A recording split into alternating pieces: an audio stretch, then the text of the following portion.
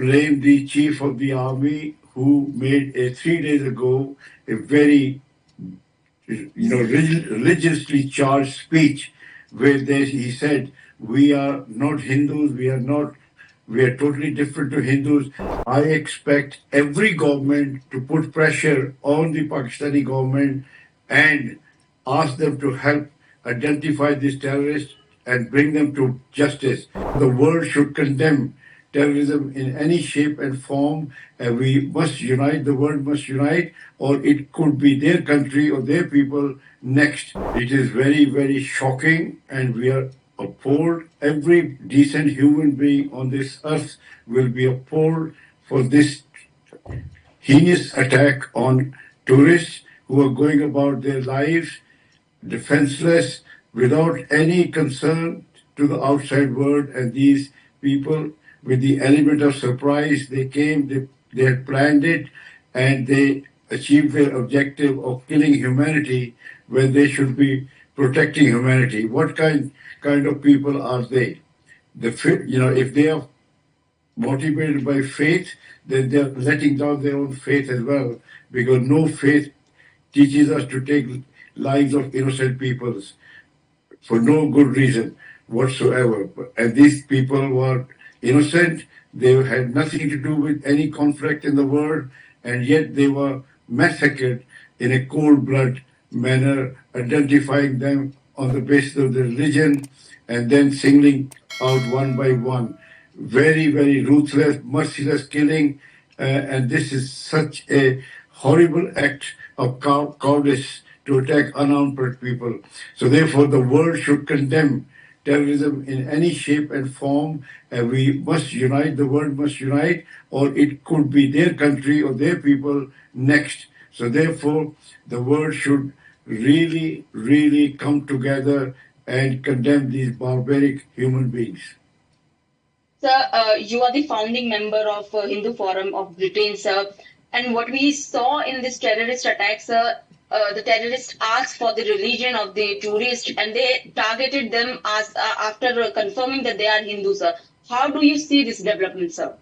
I blame the chief of the army who made 3 days ago a very religiously charged speech where he said, we are not Hindus, we are totally different to Hindus, because in the word of Guru Gobind saying, Manas ki jaat sabe ek hi pehchan, human race is one. To distinguish them on the basis of religion is a very short-sighted thinking and ideology. This will bring the end of civilization, as we know, if we start fighting on the basis of religion. So I am totally appalled, and I condemn in no uncertain manners, as a British parliamentarian, that terrorism in any shape and form has no place on this earth, and we must unite against this common scourge. Sir, world leaders have rallied behind India, and they have criticized and they have condemned this attack. UK has also done the same, sir. Sir, what are your expectations from the UK right now? How they should move forward, and how they should support India, sir? And what more can we expect, sir, from UK? I expect every government to put pressure on the Pakistani government and ask them to help identify these terrorists and bring them to justice, because these terrorists are not scientists or doctors or engineers, they are killers. And to have killers amidst your own people, it's also very dangerous. They can turn on you tomorrow. So therefore, it is important that all the world leaders should request the leader of Pakistan to help the Indian forces to locate and hunt these barbaric animals and bring them to justice, and make an example for the other terrorists of the world that they cannot hide. They can run, but they cannot hide anywhere in the world. Sir, India has accused Pakistan of harboring terrorists, and in this recent incident also, the terrorists came from Pakistan and attacked Indian tourists. India has taken several measures also, though Pakistan has denied it. But how do you see Pakistan supporting and harboring terrorists, sir? Well, first of all, we have to establish from where these terrorists came from. They came from Pakistani area of Kashmir, so they must have been there. They must have been trained. They must have been waiting in that part of the country. So therefore, whoever harbors terrorists is equally blamed. Aiding and abetting crime is a crime itself. So therefore, I will urge all these people, if they think they have nothing to do with these terrorists, then they should really allow the Indian Armed Forces to come into that area and search them door to door and to identify. Because some terrorists have actually posted their videos. They are so blatant and so, inhumane that they are proud to be in the act of killing innocent people, and this is must end because we have to really identify, bring them to justice, so that other terrorists can learn lesson from the way the government of India will now hunt these people. Sir, Indian Prime Minister has said that we will take actions, we will ensure that they do not exist, we will chase them till the end of the earth, sir. How do you see this statement and what needs to be done from Indian side and the world side, sir, to ensure Pakistan does not harbor terrorists and terrorists are removed from there?